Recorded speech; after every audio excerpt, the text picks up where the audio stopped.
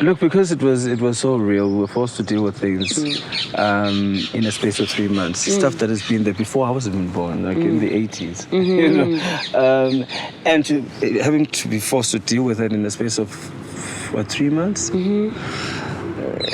It's ideal, but not realistic. You know. So therefore, even when we finished shooting, I feel like we were left at a not so better of space than before. Yeah, it was because it was so real. Yeah, you know, and dealing with proper issues. So let's say that season 2 would be asked of us. I think a lot of us would actually be like, no. Do we?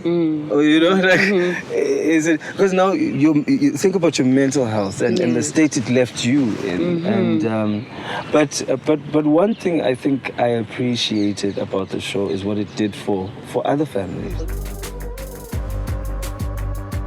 Do you still talk to your brothers? My one brother is like my everything. You know, he's a mentor, and I will say I know the other brother doesn't like.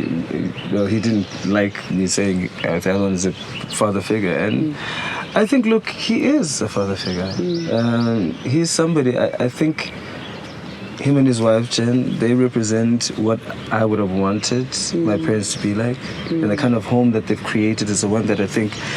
What could Phelo have, what kind of environment would, or who Phelo could have been if he had such parents? Yeah. Because when they see something wrong, they want to discuss and unpack and see, like, what's wrong. Like, talk about, rather than condemning someone. Because when you condemn somebody, you shove them away, and you shove them into that dark space that they're in.